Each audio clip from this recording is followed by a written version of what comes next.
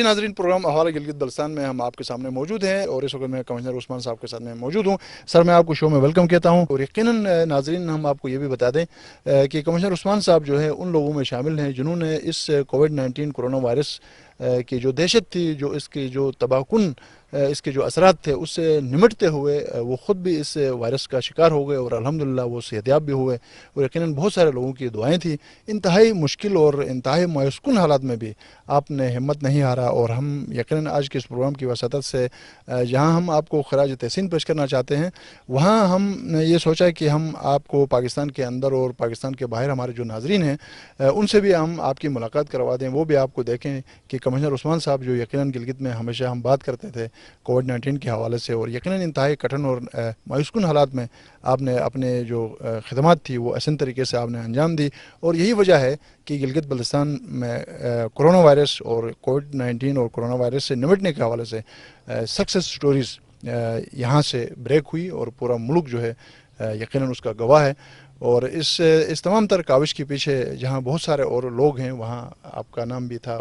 आप ज़रा हमारे नाजरीन को बता दीजिए कि जब ये कोरोना वायरस से गिलगित बल्तिस्तान का पूरा ये ख़ित्ता इसकी दहशत से बहुत ज़्यादा मुतासिर था, तो उस वक़्त इंतज़ामिया को किस तरह के मुश्किलात दरपेश थे और उन मुश्किलात को अबूर करने के लिए आपने किस तरह की काविशें की? तो सर, इन तमाम तर काविशों के हवाले से आप हमारे नाज़रीन को क्या कहना पसंद करेंगे? थैंक यू वेरी मच ईसा हलीम साहब। सबसे पहले मैं आपका शुक्रिया अदा करूँगा, K2 टीम की जो टीवी है इसकी इंतज़ामिया का शुक्रिया अदा करूँगा कि आज आपने ये अपॉर्चुनिटी दी, और साथ साथ में आपके तवस्सुत से, आपके प्रोग्राम के तवस्सुत से मैं आपकी इंतज़ामिया का भरपूर मशकूर हूँ कि आपने डे 1 से इसकी बड़ी अच्छी कवरेज की, क्योंकि मैं समझता हूँ कि कोविड से रिलेटेड जो फ़ाइट थी, जो जंग थी, जो कि अभी जारी है, इसमें अवेयरनेस मेरा ख्याल सबसे इम्पॉर्टेंट एस्पेक्ट था। सो उसमें आपके चैनल ने और दीगर हमारे प्रिंट इलेक्ट्रॉनिक मीडिया के जितने भी सोर्सेज थे, सोशल मीडिया के साथी थे, उन्होंने बड़ा कलीदी किरदार अदा किया। सो अगर मैं गिलगित बल्तिस्तान की बात करूं तो हमारे पास ये कोरोना का सफ़र स्टार्ट हुआ 2 मार्च से। बाकी दुनिया में तो वुहान में ये पहले आ चुका था।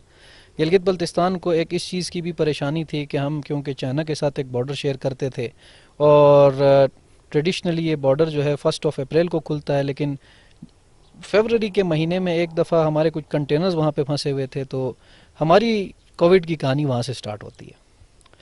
उस वक्त हम पे काफ़ी प्रेशर था कि जी इस बॉर्डर को खोला जाए और वहाँ से जो कंटेनर हैं उनको लेके आया जाए।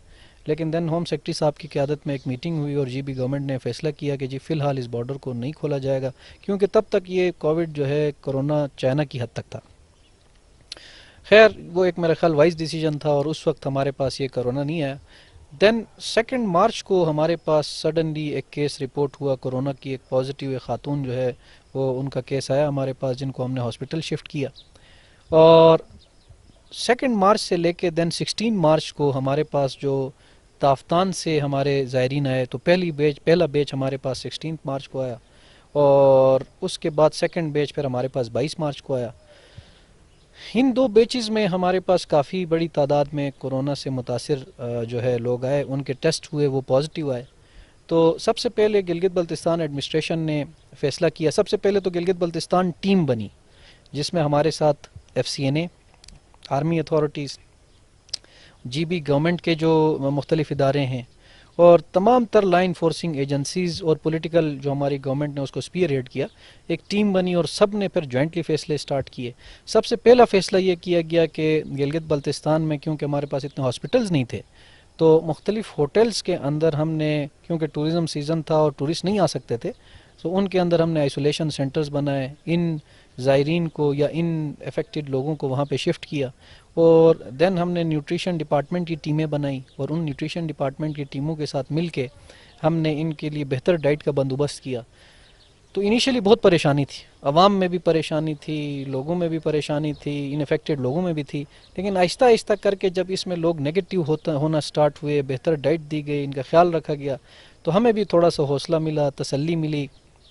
और ये जो आपने सक्सेस स्टोरीज़ के ज़िक्र किया, हमारे लिए बड़ी इनकरेजिंग बात थी कि हमारे गिलगित बल्तिस्तान में जो रिकवरी रेट है वो बहुत ज़्यादा है, वो बहुत अच्छा है और बहुत सारे लोग रिकवर होकर घर गए।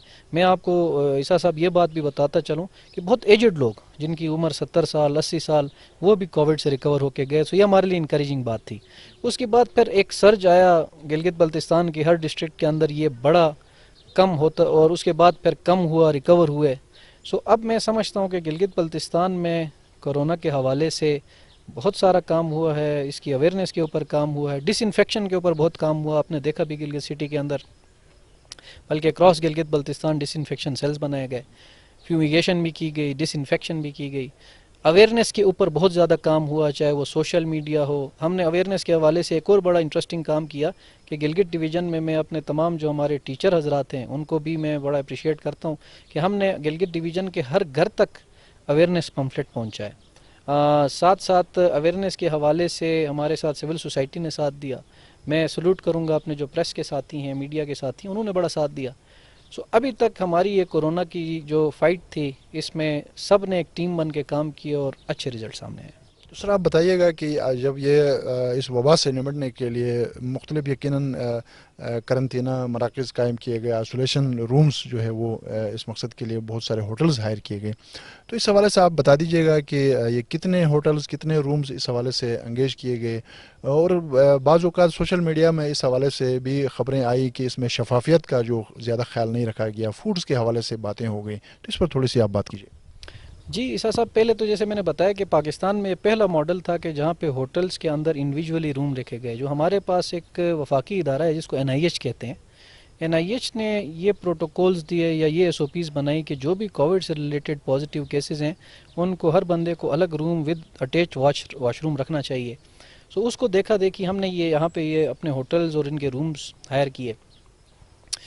اکراس گلگت بلتستان جو رومز اویلیبل تھے اس ٹائپ کے کیسز کے لیے وہ 1100 تھے.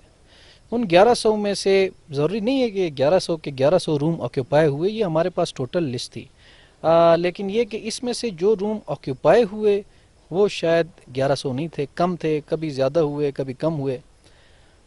جہاں تک بات رہی کہ سوشل میڈیا کے اوپر آپ نے تھوڑا سا ہائی لائٹ کیا کہ کوئی اس کی شفافیت کے اوپر بات ہوئی، تو میں ابھی ایز کمشنر گلگت ڈویژن میں اس کو اوپنلی کہتا ہوں کہ اگر کسی کے پاس کوئی ایسی چیز ہے، کوئی ثبوت ہے، کوئی چیز ہے تو سامنے لے کے آئیں. ہمیں صوبائی حکومت سے، ہمیں چیف سیکرٹری صاحب سے، ہوم سیکرٹری صاحب سے بڑی سخت انسٹرکشنز تھیں کہ کووڈ سے ریلیٹڈ جو بھی ایکسپینڈیچر ہے اس کو الگ رکھا جائے، الگ کیا جائے. DC آفیسز کے دیگر ایکسپینڈیچرز کے ساتھ اس کو مکس نہ کیا جائے. اور پراپرلی اس کے اوپر کمیٹیز بنی جو کہ ٹائم ٹو ٹائم جا کے اکاؤنٹس کو چیک بھی کرتی رہیں.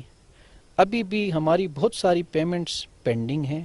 ابھی جیسے میں ابھی تھوڑی دیر پہلے آپ کو بتا رہا تھا کہ اس کے اوپر ہوم ڈپارٹمنٹ نے ایک سینئر افسروں کی کمیٹی بنائی ہے اور اس کو کہا ہے کہ جا کے ایک دفعہ ان اکاؤنٹس کو دیکھ لیں. اس کے اندر اگر کوئی ایسی آپ لوگوں کو شارٹ کمنگ نظر آتی ہے تو اس کو دور کرنے کی ضرورت ہے. سو جب اس طرح بڑا کوئی کام ہوتا ہے، اس کے اندر ایکسپینڈیچر بھی ہوتا ہے تو بات ضرور ہوتی ہے، لیکن کوئی نہ کوئی ثبوت، کوئی پروف ضرور ہونا چاہیے جس کے اوپر بات کریں. اور ابھی اس کی پیمنٹس ہونا بقایا ہے. اچھا، اس حوالے سے سر آپ بتائیں کہ اس تمام تر جو ادوار میں جو جتنے بھی ایکسپینڈیچرز ہو گئے ہیں تو اس کی آڈٹس کا جو میکنزم ہے وہ کس طرح کا ہے؟ گورنمنٹ میں دو طرح کے آڈٹ ہوتے ہیں. ایک ہوتا ہے کہ جناب جس کو ہم انٹرنل آڈٹ کہتے ہیں، مطلب جیسے ڈپارٹمنٹ کی اپنی ٹیم، ہوم ڈپارٹمنٹ کی ٹیم آئے گی، ان اکاؤنٹس کا آڈٹ کرے گی، انٹرنل آڈٹ ہوتا ہے. ایک ہمارے پاس جو فیڈرل آڈٹ ٹیم ہے وہ اس کا کے آڈٹ کرتی ہے. تو آڈٹ کا ایک بڑا مربوط نظام موجود ہے. یہ ایسا نہیں ہے کہ کوئی بس آنکھیں بند کر کے اس کے اوپر ایکسپینڈیچر کرے. ابھی جو میں نے آپ کو جس کمیٹی کا ذکر کیا یہ وہی ہوم ڈپارٹمنٹ کی انٹرنل آڈٹ کمیٹی ہے جس کو ایک سینئر آفیسر ہیڈ کر رہا ہے. اور ہم نے ان کو تمام DC آفیسز کا ریکارڈ اویلیبل کیا ہے. وہ بل وائز، واؤچر وائز اس کی تفصیلی آڈٹ کریں گے، انٹرنل آڈٹ، اور اس کے اندر اگر کوئی چیز سامنے آئے گی تو وہ بالکل آپ سے شیئر کریں گے. دوسرا آڈٹ ہے جو فیڈرل آڈٹ ٹیمز ہیں، وہ جب یہ فائنینشیل ایئر کلوز ہو جائے گا تو ان کی ٹیمیں آئیں گی، وہ بھی ان کو تفصیل سے دیکھیں گی. تو اس کے اندر عیسیٰ بھائی میں آپ کو ریسٹ ایشور بہت زیادہ احتیاط کی گئی ہے اور اس کے اندر مجھے امید ہے کہ ایسی کوئی انومالی نہیں ہوگی. اچھا سر، جب یہاں پہ کرونا وائرس سے نمٹنے کے لیے یقیناً یہاں جو دستیاب وسائل تھے اس کو بروکار لایا گیا، تو وفاق نے اس حوالے سے ان شیپ آف ایکوپمنٹس یا کوئی ادر چیزیں، تو وفاق نے کس طرح کی مدد کی؟ سب سے پہلی بات تو یہ ہے کہ وفاق کی میں یہ اس چینل کے توسط سے کہنا چاہوں گا کہ NCOC ایک ادارہ اسٹیبلش کیا گیا. یہ جو NCOC ادارہ تھا، شاید یہ ماڈل باقی دنیا میں کہیں پہ نہ ہو، پاکستان میں ایک انتہائی سکسیسفل ماڈل تھا. NCOC نے روزانہ میٹنگز کی اور روزانہ کے حساب سے تمام پروونشل گورنمنٹس کو پالیسی گائیڈ لائنز ملتی رہیں. ایسا نہیں تھا کہ پروونسز جو ہیں بس وہ اپنی مرضی سے سارا کچھ کر رہی تھیں یا ان کو کوئی گائیڈنس کی کمی تھی. NCOC نے مختلف طریقے کا ڈیٹا جمع کیا، اس ڈیٹا کو انالائز کر کے ڈیٹا کے بیس پہ ریکمنڈیشنز کی پروونشل گورنمنٹس کو. تو پہلی بات تو یہ کہ میں سمجھتا ہوں کہ جو فیڈرل گورنمنٹ کی پالیسی سپورٹ اس کووڈ کے دوران رہی ہے وہ ریمارکیبل تھی، وہ بہت زبردست تھی اور اس کا بڑا فائدہ ہوا. دوسرا آپ آ جاتے ہیں ٹینجیبل چیزوں کی طرف. اس حساب سے آپ دیکھیں تو جب یہ کووڈ آیا تو آپ کو یاد ہوگا کہ گلگت میں ٹیسٹنگ کیپیسٹی 20-25 تھی، اور آج جب میں آپ سے بات کر رہا ہوں تو اکراس ایک لیب تھی اور 20-25 ٹیسٹنگ کیپیسٹی تھی. اس وقت ہمارے پاس گلگت لیب میں تقریباً 200 ٹیسٹ پر ڈے کرنے کی کیپیسٹی ہے. ہمارے پاس بلتستان میں CMH میں آرمی اتھارٹیز نے ہیلپ کی، CMH میں ٹیسٹنگ فیسلٹی موجود ہے، دیامر میں ٹیسٹنگ فیسلٹی موجود ہے. تو 3 لیبز بنی. ان لیبز کے اندر جو ٹیسٹنگ کٹس تھیں وہ فیڈرل گورنمنٹ سے آئیں، PCR مشینیں فیڈرل گورنمنٹ کی طرف سے آئیں. اس کے علاوہ آپ دیکھیں کہ ہمیں جو وینٹیلیٹرز ہیں کچھ اس میں سپورٹ ملی. PPs آپ کچھ چیزیں ایسی تھیں جو وہاں پہ اس وقت مارکیٹ میں اویلیبل نہیں تھیں، جیسے بھی یہ PP کٹس جو کہ ڈاکٹرز اور پیرامیڈکس پہنتے ہیں، وہ بہت بڑی تعداد میں ہمیں دیتے رہے. اس کے علاوہ ہمیں یہ ماسک، یہ گلوز اور سینیٹائزرز اس حوالے سے بھی بہت زیادہ ہیلپ کی.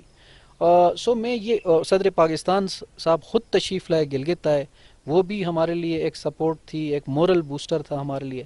میں یہ سمجھتا ہوں کہ اس سارے پروسیس کے اندر فیڈرل گورنمنٹ کی بہت زیادہ ہمیں سپورٹ رہی ہے، اور آگے بھی امید کرتے ہیں کہ اسی طرح ہمیں یہ سپورٹ رہے گی تو انشاءاللہ اس وبا سے ہم بہتر طریقے سے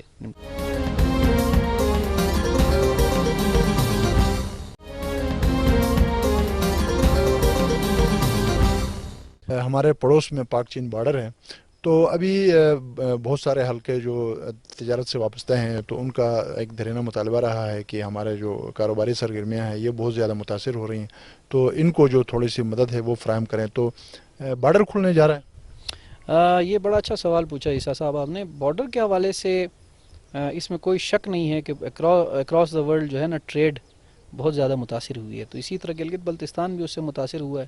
تو جو پاکستان چائنا ہے، سنکیانگ پروونس سے ہمارا ایک بارڈر ٹریڈ ایگریمنٹ ہے 1985 کا. اس کے تحت یہ بارڈر ہر سال 1 اپریل کو کھولا جاتا ہے. لیکن اس سال بدقسمتی سے کووڈ کی وجہ سے اس کو 1 اپریل کو نہیں کھولا جا سکا. ہوپ فلی اس 15 جولائی تک اس بارڈر کو کھولنے کی کوئی بات چل رہی ہے. حتمی ابھی تک کوئی فیصلہ نہیں ہوا ہے. بارڈر کھولنے میں جو سب سے زیادہ امپورٹنٹ چیز ہے، بارڈر کھولنے سے پہلے یہ ہم بھی یہ چاہتے ہیں اور چائنیز گورنمنٹ بھی یہ چاہتی ہے کہ SOPs کو پورا فالو کیا جائے. اس کے لیے اپنی تیاری کی جا رہی ہے، ہماری سائڈ سے بھی تیاری کی جا رہی ہے، ان کے سائڈ سے بھی تیاری کی جا رہی ہے. تو امید ہے کہ اس 15 جولائی تک اس کا کوئی کنکریٹ فیصلہ ہو جائے گا. تو جیسے کہ آپ نے بارڈر کے حوالے سے بتایا، تو سر آپ یہ بھی بتائیے گا کہ اس وقت وفاق چاہتا ہے کہ ٹورزم سرگرمیاں جو ہیں وہ دوبارہ سے شروع ہو سکیں. تو اس حوالے سے گلگت بلتستان میں جو ہوٹل انڈسٹری کے جو لوگ ہیں یا دوسرے جو لوگ ہیں تو وہ بھی چاہ رہے ہیں کہ تجارتی سرگرمیاں، سیاحتی سرگرمیاں شروع ہونی چاہیے. تو گلگت بلتستان میں سیاحتی سرگرمیوں کو پہلے کی طرح اوپن کرنے کے لیے کس طرح کے مسائل؟ ہاں، یہ بڑا جو ہے نا انٹرسٹنگ اسپیکٹ ہے اس کووڈ کا کہ گلگت بلتستان میں ہماری اکانومی جو ہے نا اس ٹورزم پہ بہت زیادہ ڈیپینڈنٹ ہے. اور پچھلے 4-5 سالوں میں اس علاقے میں حالات بہت بہتر رہے ہیں. پچھلے کافی عرصے سے کوئی الحمدللہ ایسا کوئی خوشگوار واقعہ نہیں ہے. اس وجہ سے بہت سارے ٹورسٹ آتے تھے اس سال، اور اس ٹورسٹ زیادہ آنے کی وجہ سے بہت سارے ٹورزم سے ریلیٹڈ بزنسز بھی بڑھنے لگے تھے. گیسٹ ہاؤسز تھے، گاڑیاں لوگوں نے خریدی تھیں، ریسٹورنٹس بنے تھے. انفارچونیٹلی اس سال یہ کووڈ آ گیا تو اب یہ ٹورزم انڈسٹری ہماری بالکل بیٹھی ہوئی ہے اور ہمیں اس چیز کا پورا احساس ہے. اس حوالے سے ہم نے پروونشل گورنمنٹ نے، ہمارے ٹورزم ڈپارٹمنٹ نے ٹورزم سے ریلیٹڈ تفصیلی SOPs بنائی. آپ نے سوال یہ پوچھا کہ چیلنجز کیا ہیں، تو چیلنجز بہت سارے ہیں. ہم نے جب اس کو ہم نے ڈسکشن کی اور ایک پوائنٹ ایسا ہے کہ اس پہ بھی بات ہوئی کہ اگر ہمارے یہاں پہ سینکڑوں ٹورسٹ آتے ہیں اور کوئی خدا نخواستہ ٹورسٹ ہیں جن کا تعلق کراچی سے اور ہمارے کسی ہوٹل کے اندر ان کو کووڈ کے سیویئر سمٹمز آتے ہیں، ان کو میرے سانس کی تکلیف ہو جاتی ہے. تو گلگت بلتستان باقی ملک سے ڈیفرنٹ اس طرح ہے کہ یہاں سے جو زمینی سفر ہے وہ 15 سے 16 گھنٹے کا ہے. تو لوگوں کو یہاں سے ایویکویٹ کرنا ایک بہت بڑا چیلنج ہے. اب ہمارے اپنے ہاسپٹلس کی اگر فرض کریں ہم یہاں پہ ہمارے پاس منیمم 50,000 ٹورسٹ آتا ہے اور اس میں سے ٹوٹل 10 لوگ بھی ان کو سانس کی تکلیف ہو کے وہ سیریس ہو جاتے ہیں, تو ہمارے اپنے ہاسپٹلس کی کیپیسٹی کم ہے. یہ کیپیسٹی جو ہے یہ تو یہاں گلگت بلتستان کے لوگوں کے لیے کم ہے, تو ہم ٹورسٹ کو کیسے کیٹر فار کریں گے.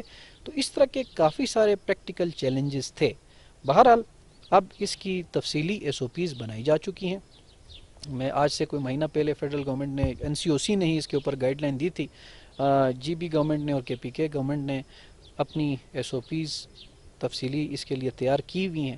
ہوپ فلی اگلی NCOC کی میٹنگ میں اس کے اوپر کوئی ڈیسیجن ہو, کوئی ڈسکشن ہو اور پھر کوئی ڈیسیجن ہو, تو میں امید کرتا ہوں کہ ٹورسٹ انڈسٹری سے جو ریلیٹڈ لوگ ہیں انشاءاللہ ان کے وہ نقصانات کا ازالہ خود بخود ہوگا جب ٹورسٹ گلگت بلتستان آئیں گے. تو سر یہ کووڈ-19 کرونا وائرس کی وجہ سے یقیناً بہت سارے تمام سٹیک ہولڈرز متاثر ہو گئے, اس میں زندگی کے تمام شعبے متاثر ہو گئے, اور اس میں یقیناً جہاں ٹورزم انڈسٹری بہت زیادہ ڈسٹرب رہی وہاں گلگت بلتستان میں جو پرائیویٹ سیکٹر کے جو تعلیمی ادارے تھے وہ بھی بہت زیادہ ڈسٹرب رہے, اور یقیناً ان کی بلڈنگ بھی بیشتر اداروں کی رینٹ پر تھی, اور 10,000 سے زیادہ ٹیچرز ان تمام تعلیمی اداروں کے ساتھ وابستہ تھے. والدین فیس پے نہیں کر رہے ہیں, گورنمنٹ کی طرف سے کوئی مدد نہیں ہو پا رہی ہے, اور اسکول ابھی تک بند ہیں, بچوں کا مستقبل تاریک ہو چکا ہے. معاشی طور پر بھی, تعلیمی طور پر بھی والدین, بچے اور اسکول کے جو مالکان ہیں وہ بہت زیادہ متاثر ہیں. تو ان کے لیے کوئی امدادی کوئی پیکیج یا کوئی اس طرح کی چیزیں, شاید وہ بہت بڑے پیمانے پر احتجاج کرنے کے لیے بھی وہ سب بندی کریں, تو اس حوالے سے کچھ کوئی امدادی کوئی پیکیج دیا جا سکتا ہے؟ حلیم صاحب, یہ کرونا نے ساری دنیا کو افیکٹ کیا ہے, ساری دنیا کی ایجوکیشن انڈسٹری کو افیکٹ کیا ہے, چاہے وہ پبلک سیکٹر ادارے ہیں چاہے وہ پرائیویٹ سیکٹر ادارے ہیں, ان سب کو کووڈ نے بہت بری طرح افیکٹ کیا ہے. جہاں تک بچوں کی تعلیم کی بات ہے تو ہر انسان کے گھر میں بچے ہیں اور ان کو ان کی تعلیم کا بہت زیادہ کی فکر ہے, تو یہ اس میں بھی کوئی دو رائے نہیں ہے کہ وہ تعلیم کے حوالے سے بھی لوگ متاثر ہوئے ہیں.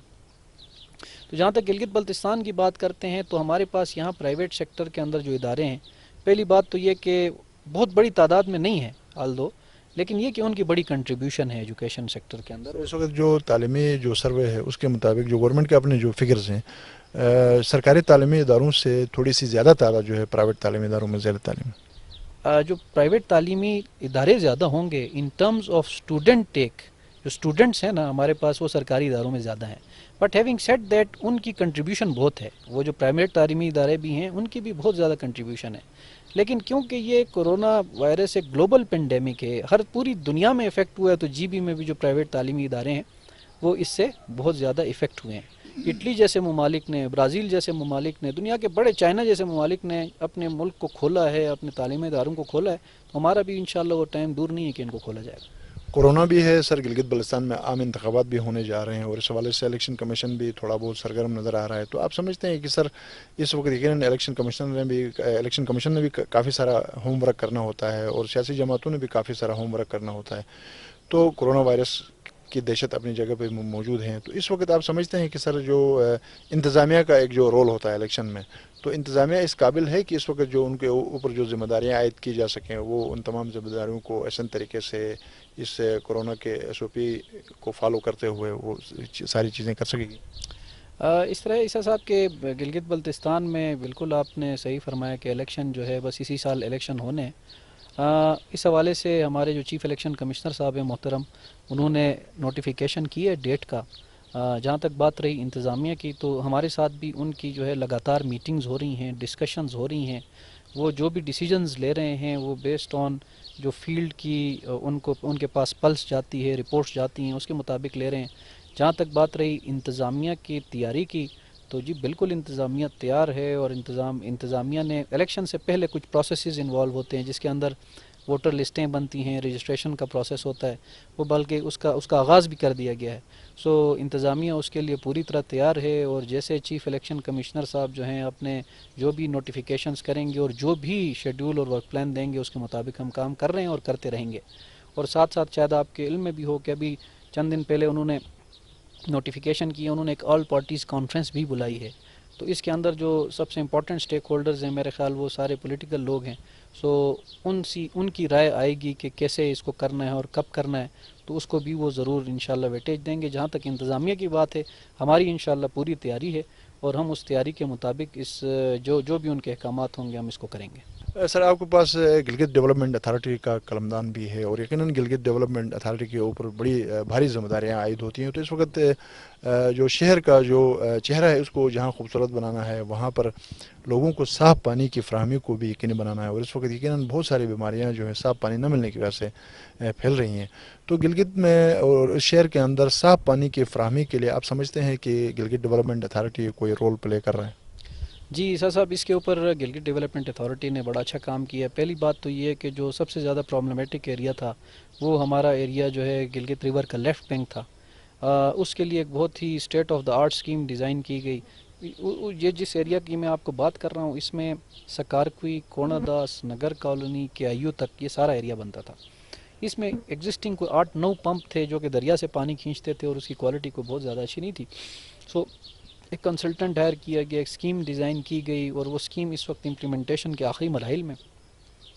سو اس سے میں امید کرتا ہوں کہ جو ہمارا دریا کا لیفٹ بینک ہے اس میں پینے کے صاف پانی کا جو معاملہ ہے وہ انشاءاللہ ان قریب ریزالو ہو جائے گا۔ اس کے اوپر آپ سمجھیں کہ 90% کام ہو گیا ہے، پمپس انسٹال ہو گئے ہیں، اس کے اندر دریا سے جو سکشن لائن ہے وہ انسٹال ہو چکی ہے، پمپ ہاؤس بن چکے ہیں، جو ریور سائڈ کے اوپر جو اونچی ایک ٹینکی بننی تھی اس کے لیے سارا کٹنگ ورک ہو چکا ہے۔ جلد از جلد ہم کوشش کر رہے ہیں کہ اس منصوبے کو کمپلیٹ کریں تاکہ لیفٹ بینک کے پانی کا مسئلہ حل ہو جا کے کیا یو تک۔ جہاں تک مین گلگت سٹی کی بات ہے، پچھلے دنوں آپ نے دیکھا بھی ہوگا ایک رپورٹ بھی آئی تھی جس کے اندر گلگت سٹی کے پانی کے حوالے سے وہ آپ نے ای پی اے کی رپورٹ تھی، سرکاری ادارہ ہے، اس سرکاری ادارے نے ایک رپورٹ کی، اس حوالے سے بھی جی ڈی اے کو رسپانسبلٹی ملی ہوئی ہے۔ ہم گلگت سٹی کے لیے بھی ایک ماسٹر پلاننگ کر رہے ہیں۔ اس وقت سارا گلگت سٹی کے جو پینے کے پانی کا سلسلہ ہے وہ کارگا کے اوپر ڈیپینڈنٹ ہے۔ کارگا میں آپ کو بتاؤں کہ کارگا کی پانی کی ایک تو کوانٹیٹی کا مسئلہ ہے، دوسرا کارگا کی پانی کی کوالٹی کے بھی مسائل ہیں، بیکاز اب اس نالے کے along دا نالا کافی آبادی بڑھ گئی ہے۔ سو جو Gilgit development authority master planning کر رہی ہے اس کے اندر اس والی سائڈ کے لیے بھی کوئی دریا سے فلٹریشن کر کے پانی اٹھانے کی بات چل رہی ہے، اس کا بھی ماسٹر پلاننگ اس وقت ہو رہی ہے۔ کوشش کریں گے کہ اس کو بھی ہم ذرا تیز کریں، خاص طور پر جب سے ایک صاف پانی کے مسائل آئیں اس کو مزید پرائرٹی دینے کی کوشش کی جائے گی۔ سر اس وقت جو کونا داس جیسے کہ آپ نے فرمایا کہ سکارکوئی سے لے کر کیایو تک کا جو علاقہ ہے اس کو صاف پانی کی فراہمی کو یقینی بنانے کے لیے اس منصوبے پر جو ہے کتنا بجٹ انوالو ہو رہا ہے، رقم خرچ ہو رہی ہے، اور جو باقی جو شہر کے لیے جو آپ نے فرمایا کہ جو ایک منصوبہ جو ہے پائپ لائن پہ ہے تو اس پہ کتنی لاگت آ سکتی ہے؟ جو یہ لیفٹ بینک والا منصوبہ ہے اس کے اندر دو اس کے کمپوننٹس ہیں، ایک تو جو دریا سے پانی پمپ بنا کے پمپ کر کے اٹھا کے ٹینک تک پہنچانا اور دین فردر آگے لوگوں کو گھروں تک ڈسٹریبیوٹ کرنا، اس منصوبے کی ٹوٹل لاگت تقریباً کوئی 16 کروڑ روپے ہے، اور یہ منصوبہ جو ہے انشاءاللہ آنے والے اس 5 سے 6 مہینے کے اندر ہم کوشش کریں گے کہ اس کو کمپلیٹ کریں، اور کسی دن کوشش کریں گے کہ آپ کے ساتھ جا کے آن سائٹ اس منصوبے کو دیکھیں بھی۔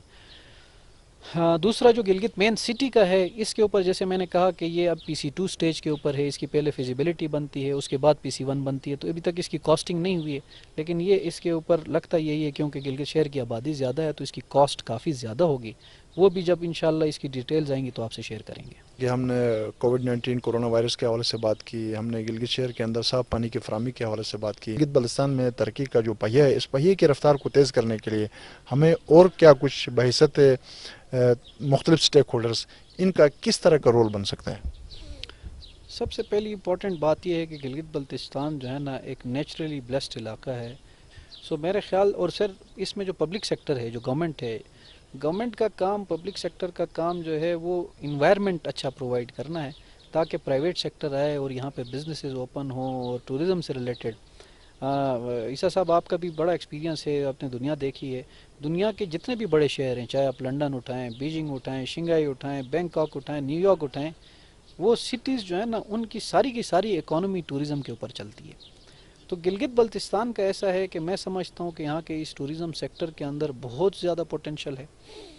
پچھلے 1-2 سال کے اندر چند ایک ایونٹس یہاں پہ ہوئے ہیں، جیسے انٹرنیشنل پیراگلائڈنگ کمپٹیشن ہوا ہے، انٹرنیشنل سائیکلنگ کمپٹیشن ہوا ہے، سرفرنگا ہوا ہے، آپ یہ یقین کریں کہ دنیا سے دور دور سے لوگ اب ہم سے رابطے کر رہے ہیں اور وہ جی بی آنا چاہتے ہیں اور جی بی آنے کے لیے بڑے جو ہیں وہ انتھوزیاسٹک ہیں.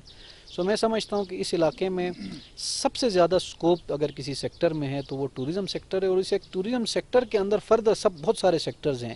ہوٹلنگ ہے, ٹرانسپورٹ ہے, ریسٹورانٹس ہیں, ٹریکنگ ہے, ایڈونچر سپورٹ ہے, ایکو ٹورزم ہے, بہت ساری ونٹر سپورٹس ہیں. سو یہ سارا کچھ اس ٹورزم کے اندر آتا ہے. سو ایک پہلا تو یہ سیکٹر ہے جو کہ بڑا امپورٹنٹ ہے. سیکنڈلی اگر گلگت بلتستان کی آپ بات کریں تو میں سمجھتا ہوں کہ یہاں پہ ہمارے پاس آلدو ہمارے پاس لینڈ ہولڈنگ بڑی کم ہے, لیکن ایگریکلچر سیکٹر کے اندر بھی خاص طور پر اس میں جو ہارٹیکلچر سائڈ ہے, فروٹس ہیں اور آف سیزن ویجیٹیبلز ہیں, اس کے اندر بہت زبردست کام ہو سکتا ہے. جی ناظرین, ہم نے آج گلگت بلتستان کے مختلف ایشوز کے حوالے سے بات کی پروگرام احوال گلگت بلتستان میں, اور یقیناً گلگت بلتستان میں بہت سارے ایسے ذمہ دار ادارے ہیں, بہت سارے ایسے ذمہ دار شخصیات ہیں جن کا کام گلگت بلتستان میں تعمیر و ترقی کا جو پہیہ ہے اس پہیے کی رفتار کو حقیقی معنوں میں اس کی رفتار کو آگے بڑھانا ہو. اور یقیناً ان شخصیات میں ایک نام کمشنر عثمان صاحب کا بھی تھا, اور آج ہم نے آپ سے بات بھی کرائی, اور یقیناً انہوں نے مختلف شعبوں کے حوالے سے مختلف پہلوؤں پر بہت خوبصورت انداز میں انہوں نے بات بھی کی. اور یہ خطہ انتہائی اہمیت کا حامل ہے. یقیناً ہم دفاعی حوالوں سے دیکھیں, نظریاتی حوالوں سے دیکھیں, پاکستان کی ترقی میں گلگت بلتستان کے جو لوگ ہیں ان کے کردار کے حوالے سے ہم بات کریں تو یقیناً اس میں بہت کچھ کہا جا سکتا ہے, بہت کچھ لکھا جا سکتا ہے. ناظرین, یہاں پر پروگرام احوال گلگت بلتستان اختتام پذیر ہوتا ہے. اللہ کریم ہر گھر گلی محلہ شہر صوبہ ملک کو شاد اور آباد رکھے. آمین یا رب العالمین.